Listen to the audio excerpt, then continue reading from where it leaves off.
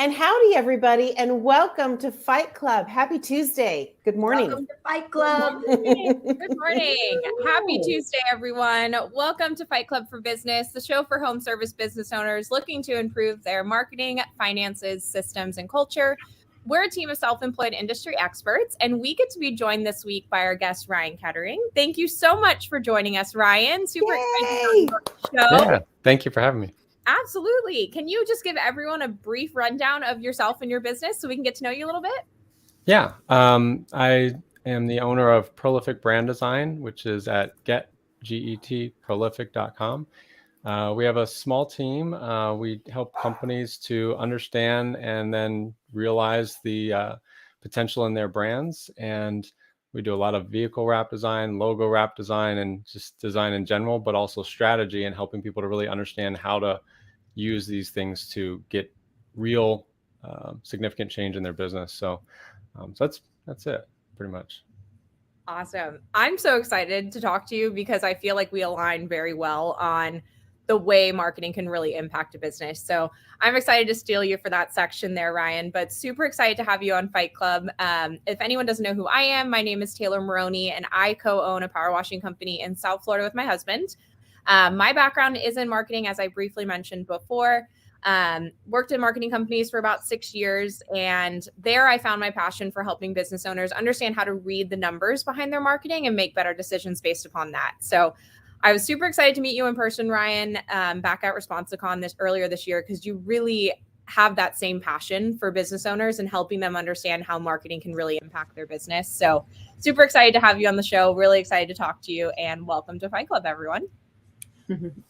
Awesome. My name is Megan Likes. I'm the founder of Bookkeeping Academy Online. I educate and empower small business owners to know their numbers so that they can live more financially rewarding lives. I also own a traditional accounting company called Likes Accounting Company based out of California. And I co-own Jeff Likes Clean Windows and Gutters with my husband, Jeff. And I'm very happy to have Ryan with us on Fight Club. I, too, got to meet him at ResponsiCon this year. And so welcome to Fight Club, Ryan. And I am Michelle Myers, co-owner of Pink Collars and Wise Coatings of Loudon. And I may or may not be a Ryan super fan because this might actually be on my desk right now because I love design. I'm a recovering designer of interiors and commercial architecture. So when I get to see people that are really into their art, I get really crazy. So I'm a super fan, Ryan. I'm super excited to see you.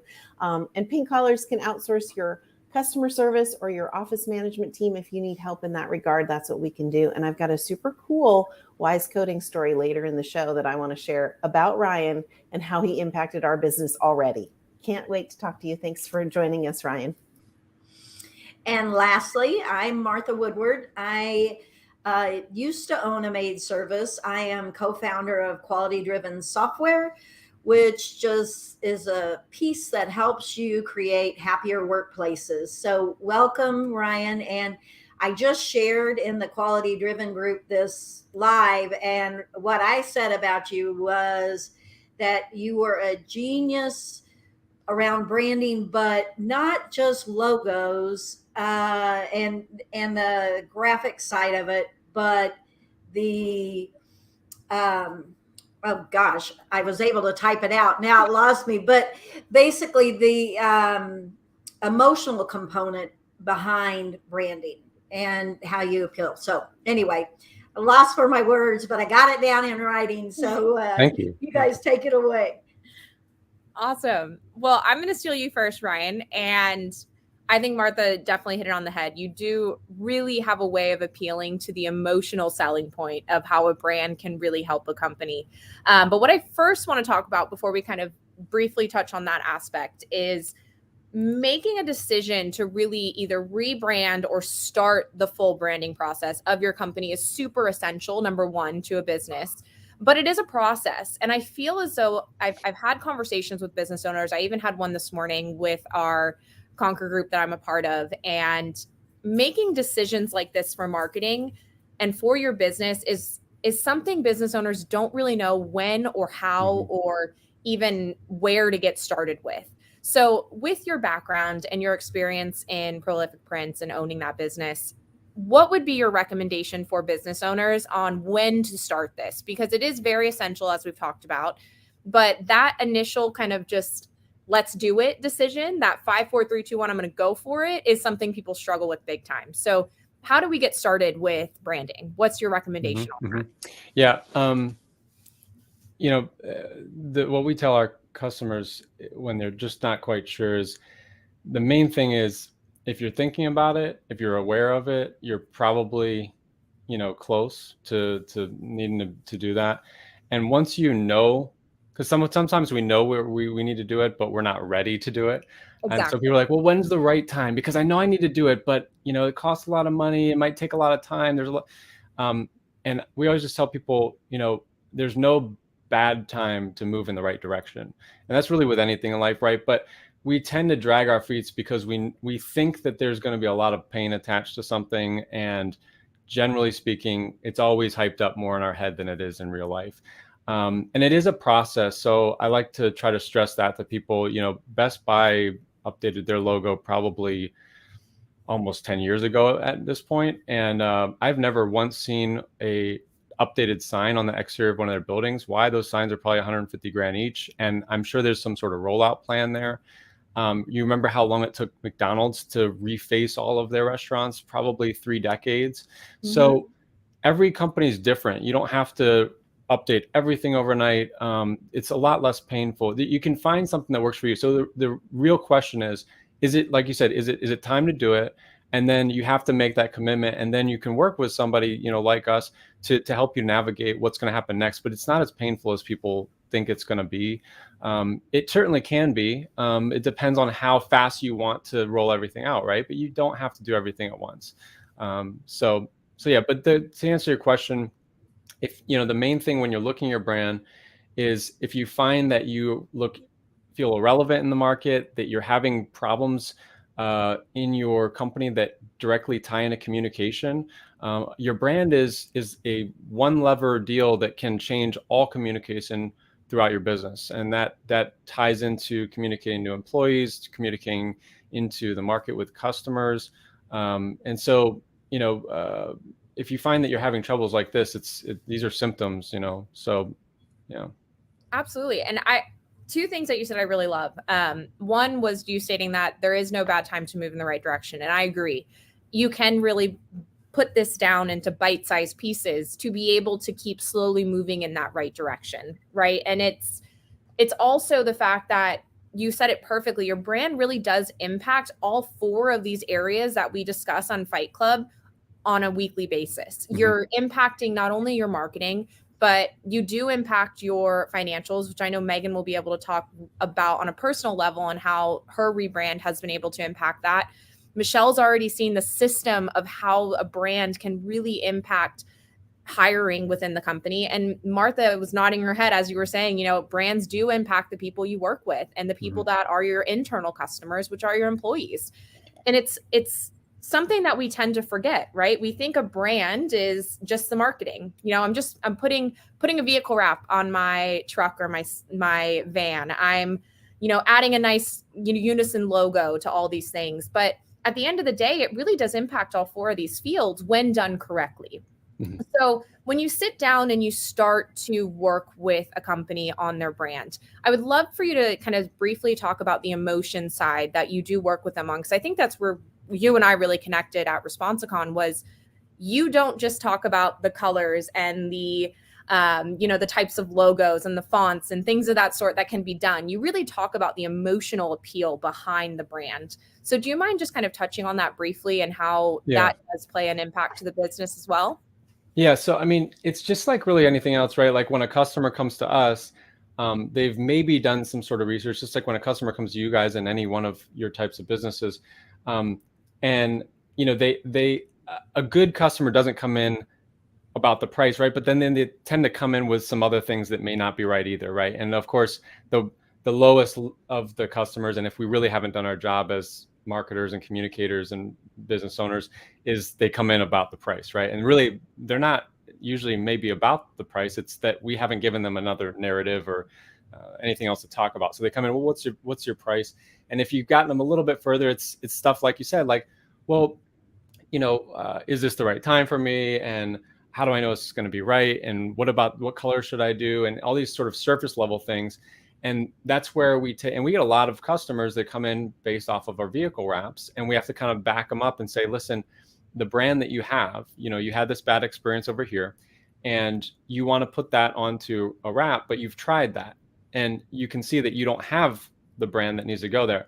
And then they're like, okay, cool, just give me a kick-ass brand, let's roll, and I'm like, okay, let's step back one more time here.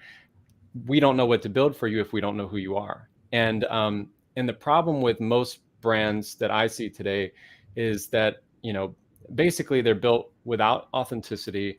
And then because they're not generally built professionally many times, but also because of that lack of authenticity, there's no clarity. And so if I'm representing a brand that's not really me and I go out in the market, that's going to get fuzzy over time, because I'm not going to be pushing the same concepts and ideas and things over time. I'm going to go away from that. So when we start with, some of the big things is we look for a single core belief for a company, which then has the values underneath of that. We look for we understanding their personality, and then understanding the market. And so it's really, we have again, people are most times are like, give me what is going to sell, give me what's going to make money. And I have to kind of step back and say, listen, that's part of it, but it's also authentically being you. Because if I went to the first date with my wife and I acted like someone else, that can work for a time, but eventually that relationship's not going to work out, because we both have to come to the table from we have to fit authentically for that to make sense. And if you keep being somebody else in the market, it's not sustainable. So we need to build something that fits you and represents you properly, and that your market can identify with. And when you can do that, you're going to have a nice longevity, a healthy longevity to your marketing and your communication outwardly. I don't know if I answered your question. No, that's beautiful. You did answer it perfectly, because I believe I was going to interrupt you, but you're on a roll, so I didn't want to stop you. And one of the pieces that you had said is actually bringing to your potential brand redesign company, whoever you're going to work with, actually thank you for whoever just posted that up there, the company core beliefs, and making sure how it fits into the market, because this is essential. If we are, as a business, we have our own core beliefs, we have our own kind of voice within our company, right? And if we can't have that actually transition to our brand, then you're absolutely correct. There is going to be a very large gap of authenticity between the brand and the company. We want to make sure that does have a cohesiveness to it, and they can really live together in harmony to make sure that there is longevity to the brand and to the company's, voice throughout the entire market. So that is very essential. Making sure, I think if there's anything that you guys can take from what Ryan just stated, it's understanding that your core beliefs very much play into your marketing. And this isn't something we've talked a lot about, but we need to, because if you've worked very hard on those core beliefs, you know who you are as a company, and you know the type of value and service you want to bring to your clients. If that's not transitioned into your voice on the digital world as well as print, then you're missing a major gap there. And I think you said that perfectly, is the authenticity between yourself as the business and your brand does need to be in line. And if it's not in line, then there's something that needs to be done to make sure that it is brought together as a cohesive kind of harmony for the rest of the business. So I absolutely agree with that. And I think one last piece I would ask, just to kind of give everyone an understanding of what type of process this is to go through, right? On average, what type of length of time does it look like for a small business to rebrand? What's the kind of timeline there for that? Yeah, I mean, for us, usually about 2 to 3 months, but it can vary depending on who you're using. And as far as the total rollout, that could be really whatever you want it to be. You could change everything right away, or let's just say you have 30 trucks that you're trying to, update the lettering and wrap on. That could be one every 6 months, or it could be all of them at once. So it just kind of depends on, what's going to be right for them. But a couple months is good to plan for, just to be safe. We don't, the way that I want things done right, I'm much less care about how long things take, because things take the time they take. I help slow people down on the way in the door because we all want the stuff to make to work, but it takes time. We're not everybody, not everything in life is Amazon Prime, right? Like you I have was to. just thinking that.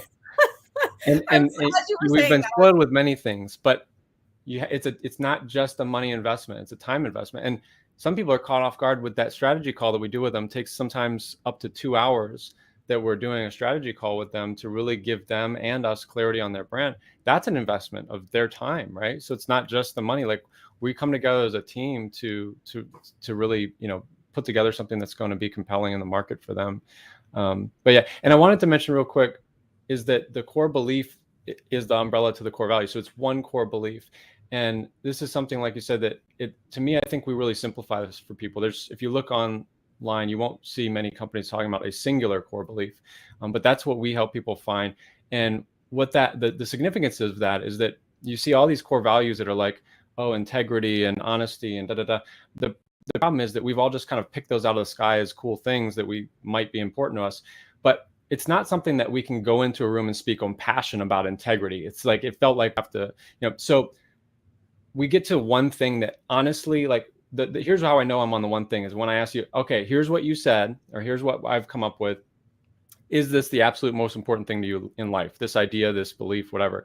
And when we get there, that's something that now when somebody comes in a room to be hired by you, you can talk to them and say, this is what we believe, and here's how our things are set up this way. And so it gives this like battle cry to it all, right? You know what I mean? So it really simplifies it to make it something that can be used. And I think that's why people can't use their values many times, is that they've just kind of picked them, right? They've gone through some exercise, but it's not really what they truly believe, what they would die for and live for, more importantly. But That's beautiful. I love how you kind of brought that funnel down to that one belief that they really can have the passion for and speak passionately about that in all areas of business. And I'm excited to see how the rest of the show goes, because you do have a lot of passion behind what you speak about, Ryan, and you have so much wealth and knowledge to be able to break this down for our listeners. So I appreciate you taking time with me on the marketing side of things. I'm going to kind of hand you off to Megan so y'all can talk a little bit of finances.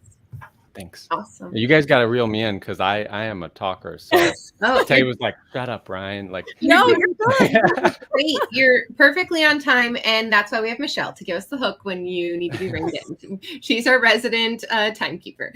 No, you're doing great. So I usually talk about money. And I think you've touched on it a little bit. I think we could absolutely talk about the investment of rebranding. And maybe go further into the impact of that. Like, what is an expected ROI? What's a normal ROI? We could talk about that. We could talk about like how this affects pricing and perceived value within a company. I think that was something that I did not really fully understand when I started my rebranding process, and I'm very grateful for.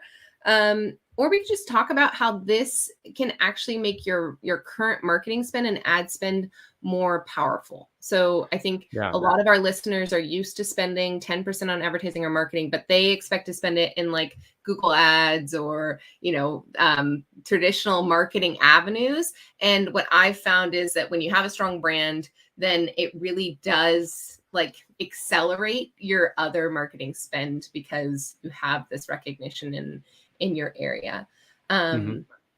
Yeah. So which of those makes your heart sing the most? I'll tell a couple of things that come to mind, and then I'll let you tell me where to go. So first of all, this is really interesting with perceived value. What people don't realize is that all value is perceived value. So have you ever done a job for somebody and you did the best job in life and you're feeling so great about it, and then you come off of that job, you get a client call and they're like, I hate this. You guys suck. This is awful. And you're like, we did the best job ever. You provided all the value, but the perception of that value wasn't there. So even the hard, actual, real things, I could sell the greatest product in life and the client could say, this sucks. All value is perceived value. So when you do this stuff like branding, that adding to the perceived value is adding to the real tangible value as well, because tangible value doesn't exist, right? All value is perceived value. The value of money is perceived, right? All value is perceived. So that this can directly add to the bottom line. And we tell people that many times, like, look, like if this isn't in your budget, let's talk through that. And we'll, some people aren't really there yet, right? They're not, if you started up yesterday and you made the accident of spending every dime you had on your equipment, you might need to recoup some of that back. But a lot of people are understanding now that it's not all about that. Go ahead. Yeah, let's pause there for a second, because I think that that's something I haven't really thought about. So we rebranded. We are still rebranding. We're in the process of rebranding over the past year-ish. It is slow. And I'm kind of grateful that I waited. So we waited till 14 years in business, because I don't know if we knew what our one core belief was. Mm-hmm. I don't know if we knew what we wanted our image to be. I don't know if we knew like who we were and what we stood for. And we've kind of played with our service offerings, and we've played with our image, and we've played with our culture. And so I feel like part of me thinks that this rebranding is kind of us presenting or representing to our clients our grown-up image, right? And I think that the grown-up part is really key. I am very embarrassed of our old branding, because it was me, dorky accountant, who did all of the original branding. And when I look at it now, I'm like, oh my God, I can't believe we drove around like that for 14 years. But that's part of the process. It's part of the story, right? So I think that's really important. If you're a listener and you're brand new, like, you absolutely need a brand. You need to stand for something. But it might take a couple of years to really dive into what your one core belief is. Do you agree with that, Ryan? Yeah, it's like almost like a business IQ or like a maturity. And I think, we all want to think we're always like, I don't know, like when I was 16, like I probably thought I was smarter than I am now, right? We always think we're a little bit more mature in life than we maybe actually are. But, some people that come in, like, I know for a fact that they are not there, and we help them get to something that will still make them money, right? Like, but maybe they're not going to get the full, maybe they're not going to settle on their actual core belief. And I might even tell them that, like, hey, listen, here's what we're going to get to, especially younger people. They haven't really experienced life enough to reflect that back and understanding their internal self-identity as much, right? Your self-identity, I don't believe, changes, but the world allows you to understand that a little bit better. So yeah, there's some maturity stuff there. But some people do come into a new business with that level of maturity and enough, thank God, not spending all of their money on the equipment like everyone tends to do. So it's really an individual thing, I think you're right, though. The average would be that, we're not doing work for people that haven't been in business for, at least usually 3, 4, 5 years, Well, and you bring up an interesting point. Maybe it's not maturity in terms of time in business, because there are people who are absolutely accelerating and doing in 1 year what took me 10, that's very real and happening. But maybe it's clarity of their offering, clarity of who they are as a company and what they're bringing to the market. I think that clarification process is what took me so long. Fascinating. Okay, so let's talk about ROI a little bit. What are some trends that you've seen? It's, I think branding's hard, because you can have, oh my gosh, it's early, my words. What's it called when you have a special tracking number on the side of a van? You can like track the metrics. That thing.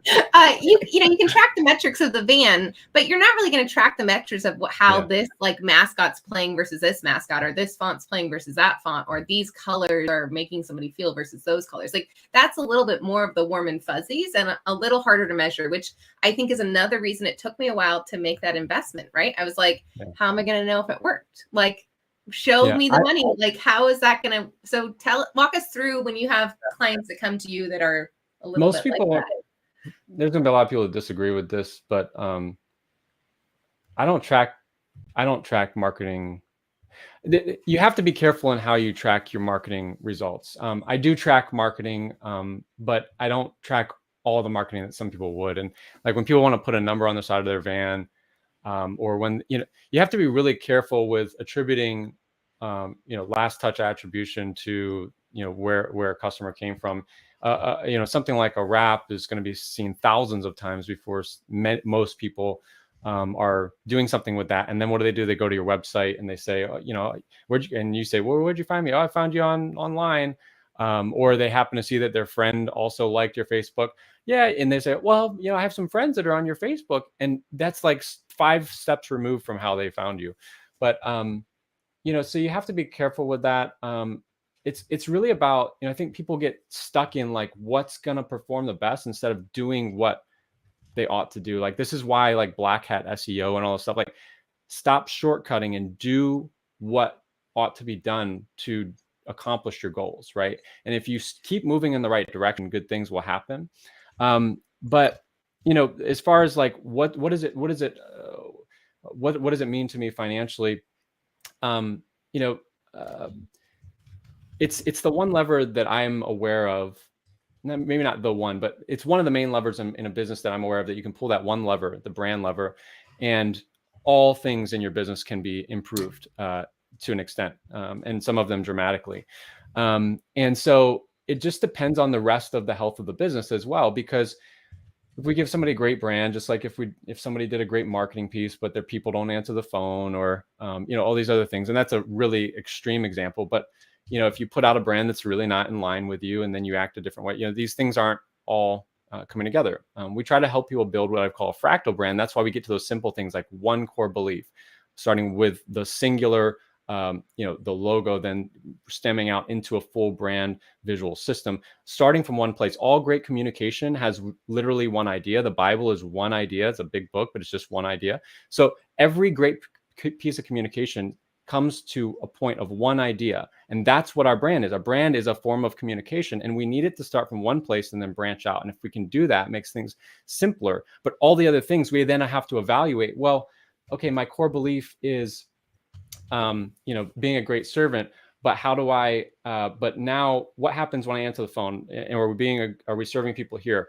We're doing this, you know, and this is where Chick-fil-A, you know, that's their core belief, is around being a great servant to people. And that's why their drink fountains are behind the counter instead of in front. It's the only fast food restaurant where the drink station is behind. Why? Because they don't want to we didn't want to teach people how to do self-service, right? People already know how to self-serve, right? We're all naturally self-serving. So they want to teach people, here's how you be of service to people, right? And so it's over time continuing to show people who we are more and more and more, not just talking about it, not just putting in words, and not just having the ideas, but actually having it come out into the market in action.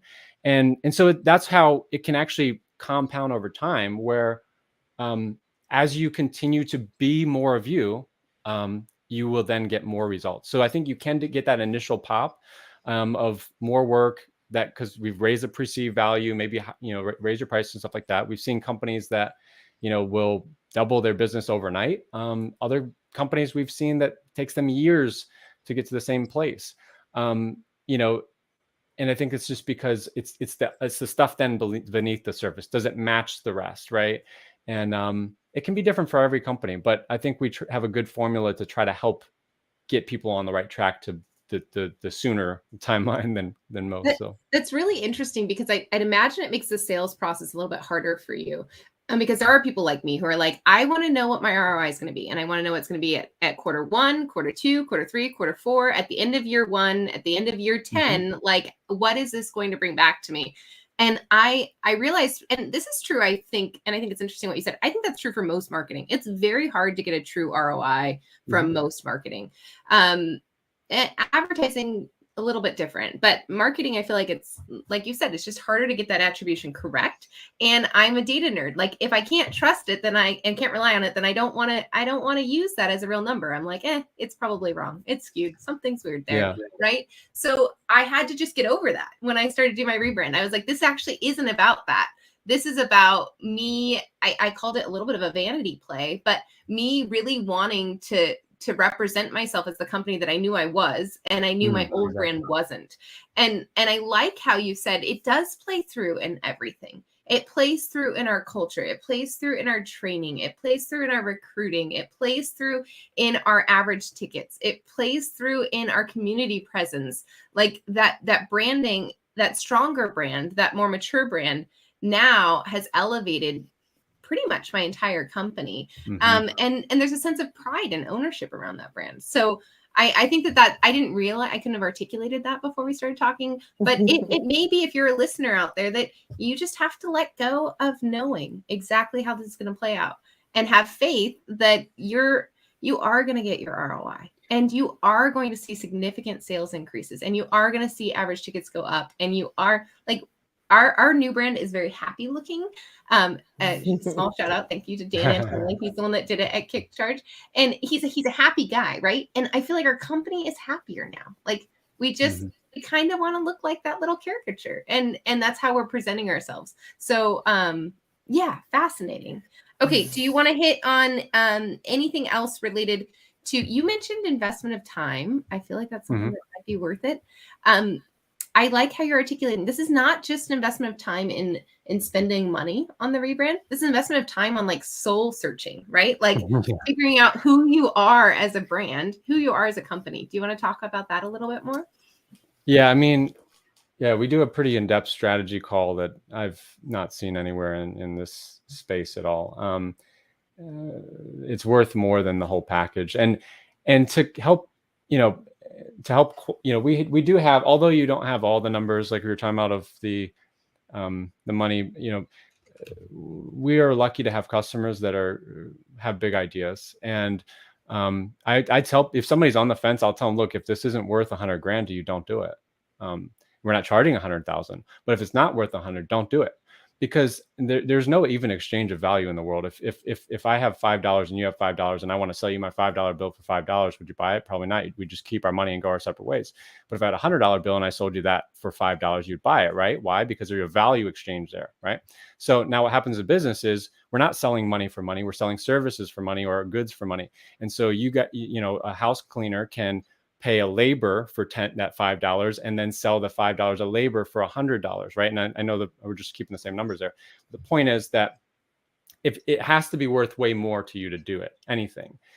So if people are on the fence, that's the question. Is it worth 10 grand or 20 grand? I mean, it's worth, is it worth 100,000, 500,000, a million? If it's worth this to you, then if I'm a fraction of right, if I'm a fraction of what I'm saying is true, then it would make sense.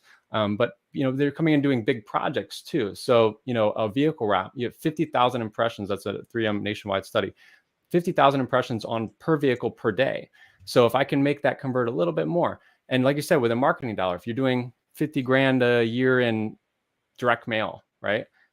What if the results could be 10% better, right? So I think that there are ways to kind of rationalize it, but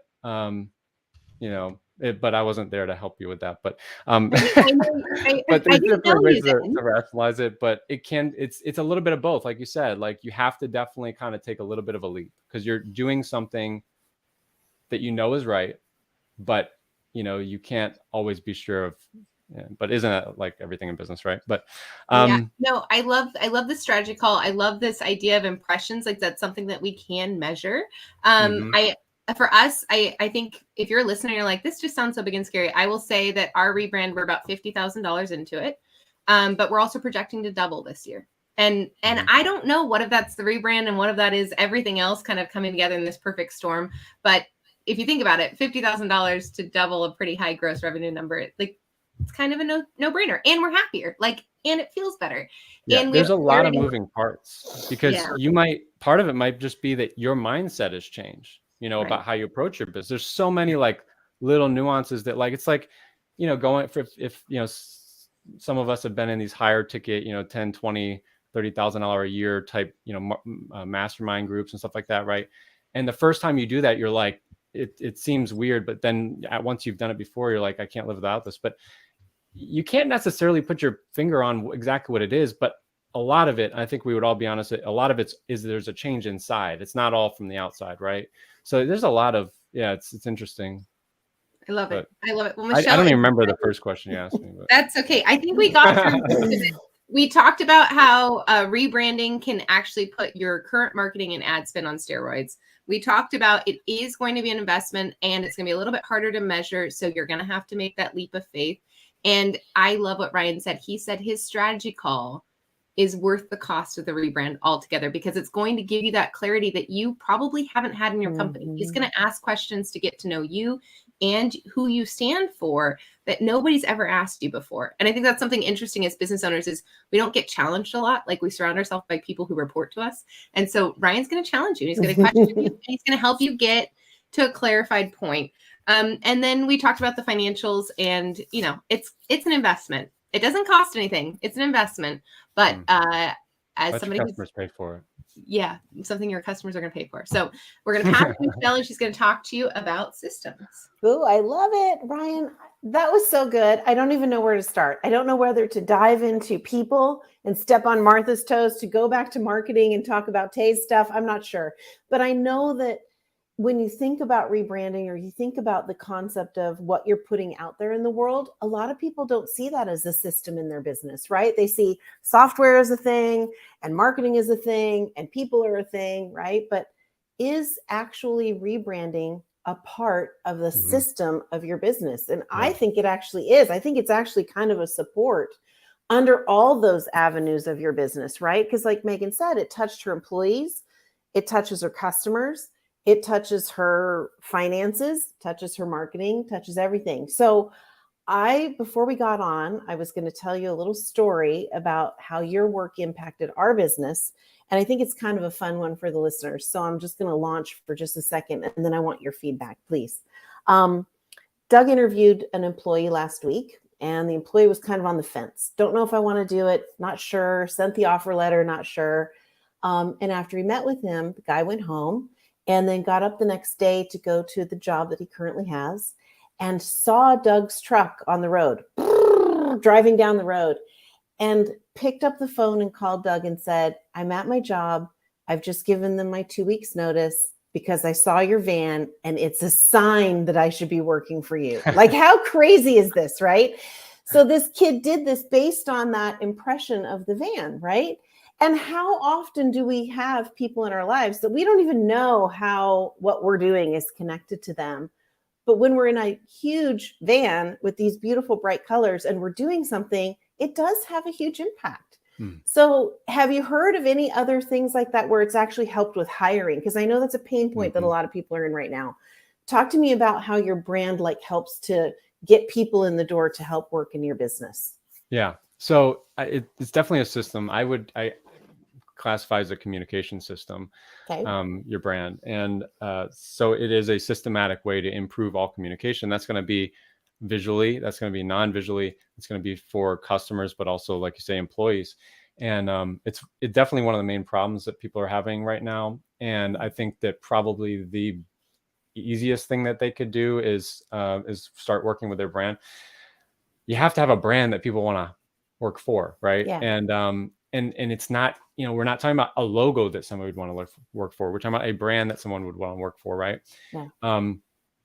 And the visuals can help to sort of quantify that the underlying brand is, we're making visual promises, and then we have to then keep those promises, right? The way we answer the phone when they call, the way that we've kind of started that like pre-onboarding, like pitching process to an employee, like all these things are impressions of our business, and we have to have them lined up with, that coming from that singular place. I would call it a fractal brand. A fractal is something that replicates in the same way.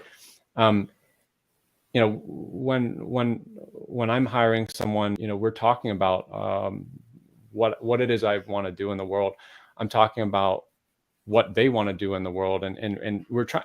I'm really truly bringing people into a team, and there's a couple of things. Is for one, more visibility is always helpful with getting more applicants, right? But then also your brand, once you have people to you, if you can if you have this narrative that you're now pitching out, you can be talking about that throughout that process. But then once you have them on, it's not just the hiring. We can all hire a bunch of people, but how do you retain them? Your brand can become a rally point for your staff, something that inspires them, something that helps them find some identity, helps them feel like, give a better self-confidence, but also team confidence. And most people don't know what to even talk about with their teams. I tell them, like, the greatest thing you can do, well, not the greatest, but one of the cool things you could do with your brand, and being aware of these things, is when you do team meetings, you can be talking about the touch points with customer and how can we be more of who we are? How can we, if you want to have just a little bit of a tangent, like the easiest way to create a unique and remarkable experience for your customers would be to just take your touch points and how do we impress more of our belief on and at this touch point? How do we put more of our personality at this touch point? And if you can just add your belief and your personality onto each touch point, you will create inherently a unique experience. So instead of every other person is saying, well, how do I, what's everybody else doing when they answer the phone? What's everybody else doing when they get to the job site? You could say, what would we do? What would someone like us do at this point? And here's who we are, right? And so when you do those sorts of things, you start getting buy-in, right? You start building, we talk a lot about brand equity outwardly with customers, but you start to build brand equity inside the company, with your employees. I'm going to stop talking. No, it's huge. No, it's so good. And it's a wonderful segue to hand you to Martha to talk about people. I can tell you from just my own small, tiny perspective, my husband has not worked in a position where he wore a uniform or a logoed shirt or something with his name on it in many, many, many years. And every single day he gets on that Wise Coding shirt with the big logo on the back and all the stuff in his jeans and his cell phone and his iPad and all the stuff. And he leaves the house in a very forced direction. And I'm telling you, it might seem goofy, but that shirt is part of it. Like he puts the armor on to go out into the battling in the world, right? And I just love that. It's really fun to see that impression upon him that I'm just witnessing in our own personal life. So I absolutely believe in the power of all of it. And I will hand you off to Martha to talk more about the people. Thank you so much, Ryan. I'm a super fan. Thanks a lot. What I love about what you do is really the psychological aspect around branding that intrigues me.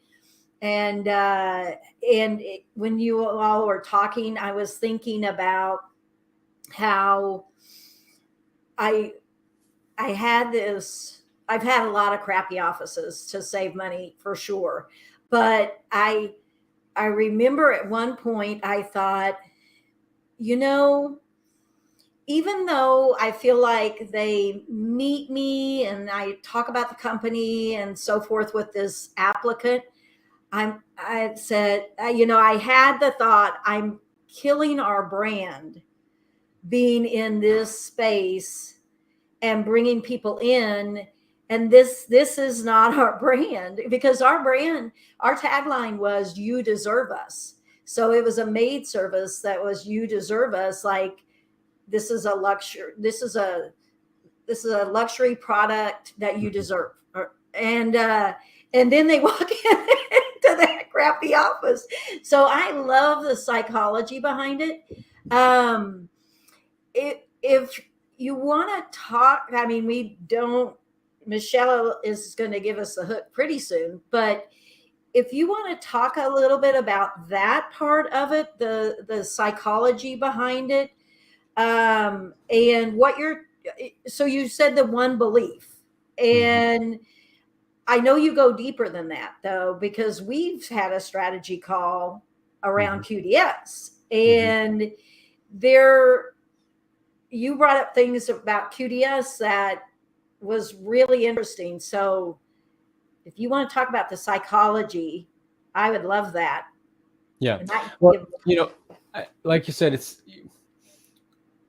I think the issue is, as business owners, is that we tend to get tunnel vision on whatever's in front of us, or sometimes we have the squirrel vision where we're nothing in front of us. But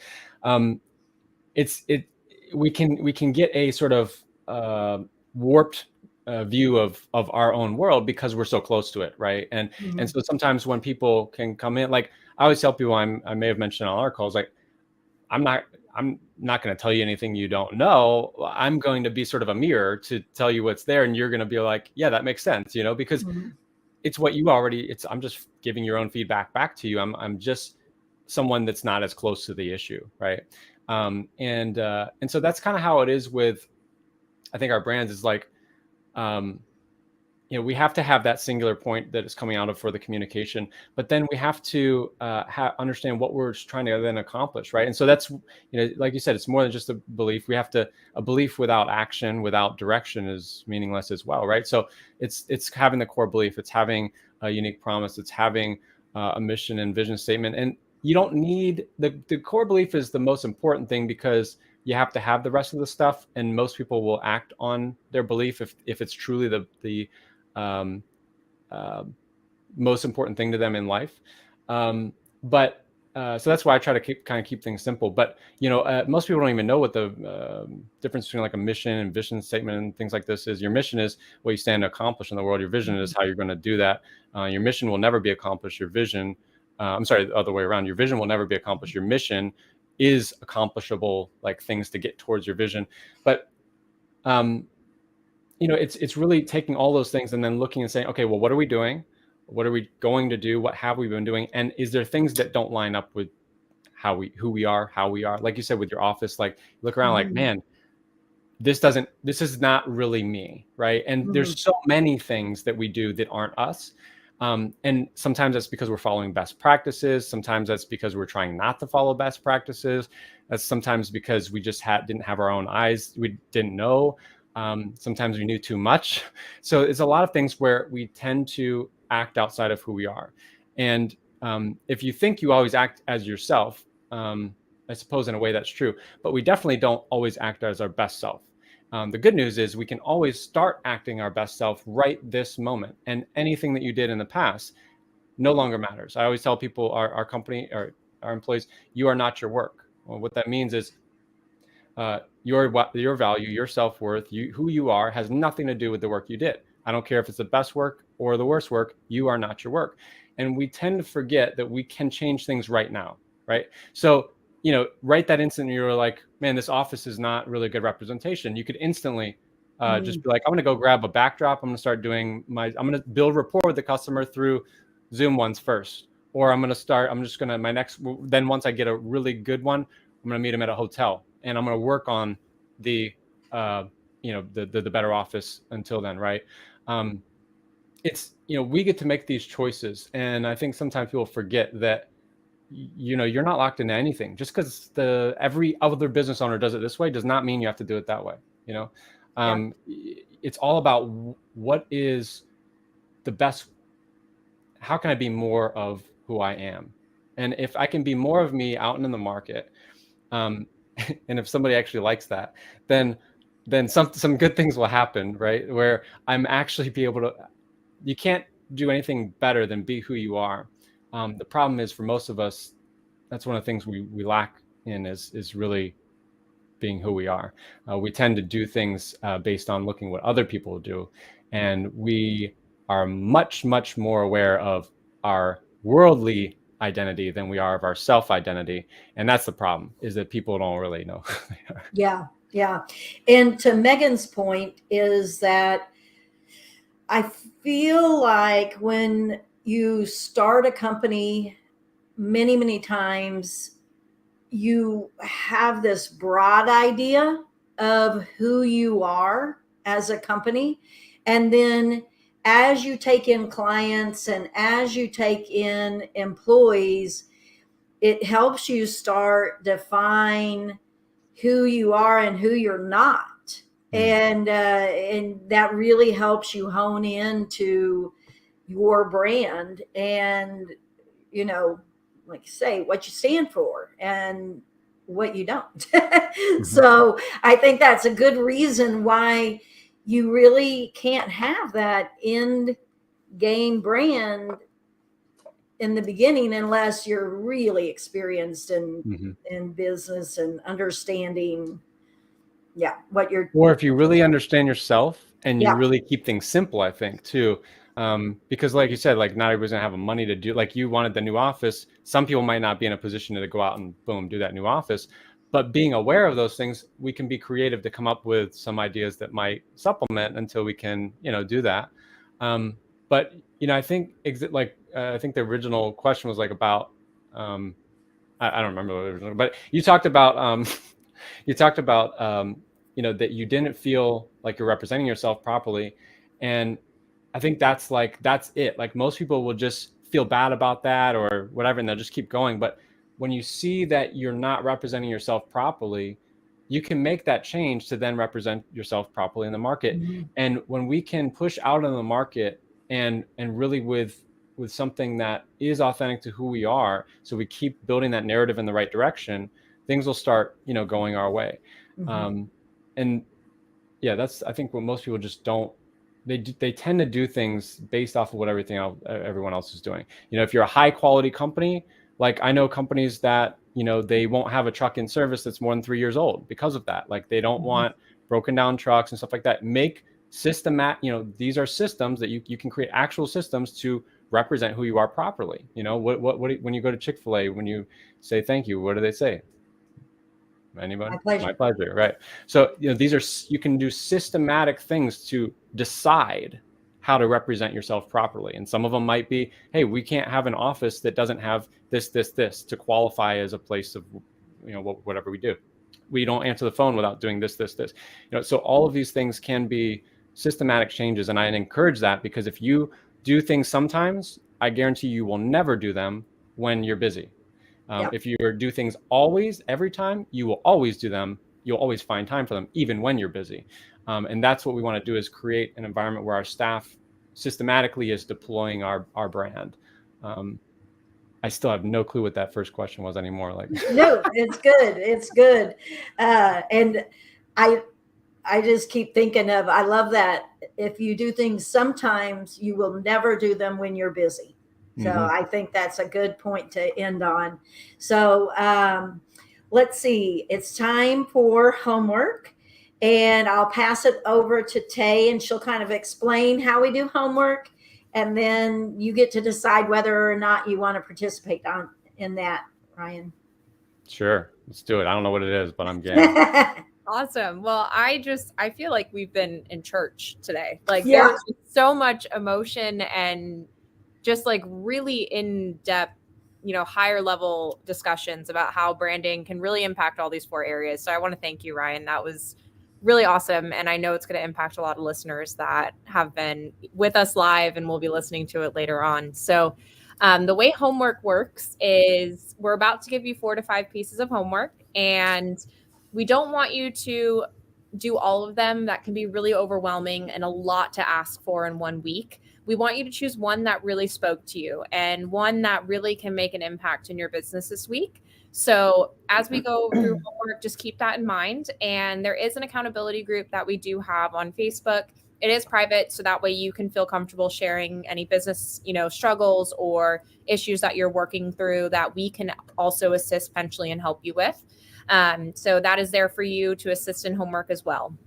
As for marketing homework, we talked a lot about kind of the decision process and just the emotion too behind creating a brand. And I think one of the pieces that really stuck with me from our conversation, Ryan, was just that authentic reflection of the brand and having that one word as that reflection. So my challenge to you this week is, if you do have your core values, which I know we've discussed on the show before, and I'm sure if you've done your homework and that might have been one of them, you should have your core values in place. If not, then please use that as your homework. If you do have them, I would like you to analyze those core values and really see how they develop into one word. Because there is potentially, and there should be, as Ryan said, one word that's reflected from those core values into yourself as a company and your brand. So that's going to be your homework this week for marketing. Oh, that just reminded me. I'm going on a side tangent for just a second. Once upon a time, like many years ago, I heard Mike McCallett speak at an accounting conference. Actually, that's how I found Profit First. And that's actually how I found changed my whole life, this one talk. And he passed out these Post-it notes, and he had us write down our core values as a person. And I totally forgot that exercise. But Ryan, if you're speaking next, I encourage you to check it out. It was profound. And I still remember, this is probably 6 years ago, I still remember that the core value I wrote down on my Post-it note, he made us write down a bunch and you crossed them out and you could only have one by the end. And the one I had at the end was show up. That was my core value, was to just show up. And 6 years later, I still remember. Sorry. Total side chance, not my homework. My homework is to do a brand audit. And I have no idea how to do this formally, and maybe Ryan can help us with this homework. But I had this aha moment before I rebranded, and it was gutter cleaning season. And we had done this really cool thing where we had like gone and gotten Christmas gifts for everybody. And we took this cute team picture, and Jeff's dressed as Santa and our employees have Santa hats on. And we're like we're holding all these cute Toys for Tot toys, and we're going to go take them to the fire station, and they're going to go to homes that need them. And it was this wonderful moment. And the picture is terrible. The picture is just so bad. Like, we've got dirty jeans, and we've got everybody's wearing a different hoodie and a different beanie, and like the picture does not reflect the moment. And I think to me that was that aha, like, am I really representing myself the way I'm picturing myself in my head? You know? And that was when I was like, okay, we're buying all new winter gear. We're buying fleeces and soft shells and rain jackets and parkas. Like, I'm going to have a lot of money that I'm going to spend so that there's never a picture of a cool moment where we look like that again. And so I would like you to do that audit. Hers was when she realized that she's not really a luxury brand because her office doesn't look that way, right? Where's that disconnect in your current company? And maybe you're not ready for a full rebrand process, but there's something simple you can probably do to help fix that disconnect. So finance homework this week is to do a brand audit of how you are perceiving yourself, like, to the outside world. I love that. I'm going to totally piggyback on that one, Megan. And I'm going to let you not only see how you're perceived to the outside world, but how are you perceived to those employees that you're really searching for? How can you leverage your brand to get employees, which is something that everyone is into right now? We have to do recruiting. The old Indeed ads are just not cutting it. We got to actually get out there and get people to come to work for us. And I sent Doug out with a huge stack of business cards yesterday. And I was like, don't come back until you have like 5 people. Just go walk around, go to all the places, go talk to the people. And so see how you can implement some of those strategies in seeing how an employee might see your brand. So I'm going to have you do that audit as well. Thanks, Megan. Didn't mean to swipe it. Well, that's so funny because mine was pretty much the same. Oopsie. Yeah, because it's good. We never do this. Yeah, Right? I know. We always have different homework, but really, this conversation made me think back to so many things that I looked at, like Megan mentioned, our uniforms, and just even down to, is our office tidy or is it a mess? And, just what we stood for as a company. And so I had that crappy office that was super cheap and lots of space. And I went to a different, more expensive office, and, it had all of our brand hot pink colors and had crowns all over. And, it was all about being a diva. And so we were dusting divas. So, it fit. But, it was kind of like, this is a luxury,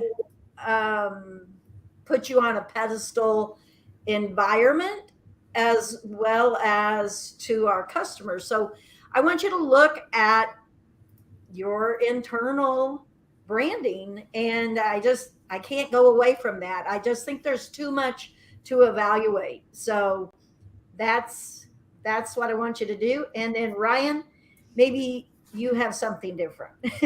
Yeah. Well, on our website, on our website, there, getprolific.com, getprolific.com. There's actually a free ebook on there, and it'll walk through, and I think maybe you guys have some other material for your people as well, but this will walk you through certain parts of like trying to evaluate your brand. Because many people will be like, yeah, this sounds great, I'd love to do it, but I don't know what to do.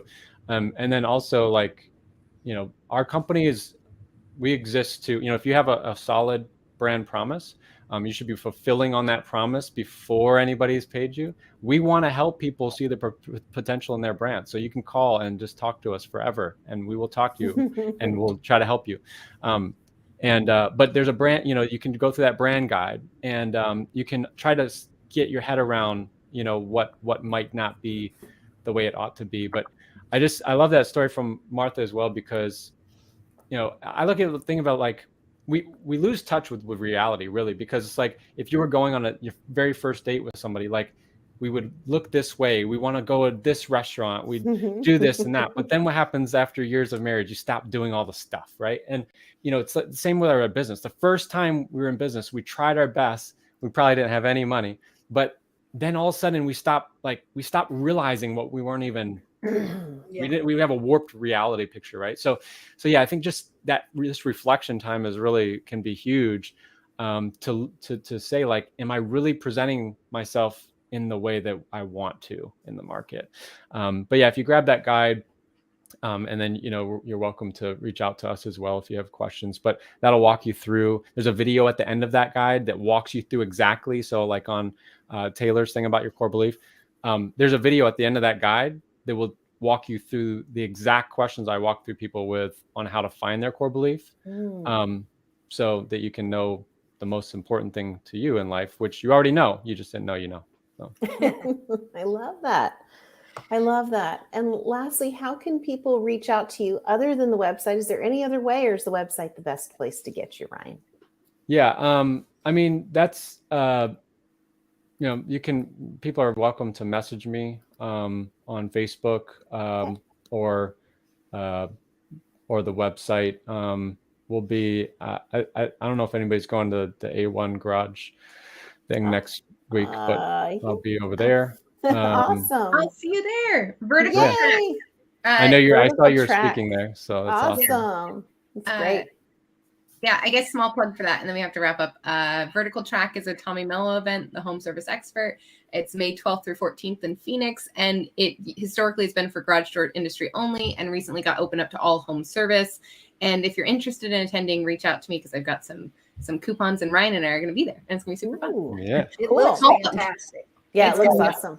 And it's at the Biltmore. I mean, if you're a hotel nerd, it's yeah. like it's a thing. Okay, and we always end with a quote, Ryan, and I just found this one while we were talking. I think it really fits, and it was "Clarity affords focus" by Thomas Leonard. Just three simple words: clarity affords focus. I think that's really good. Thank you so much for joining us today. We had a lot of fun, and thanks to everybody who joined us also virtually. We really appreciate it. Have a great week, everybody. Thanks, Ryan. See you next guys. time. Yeah, thank you.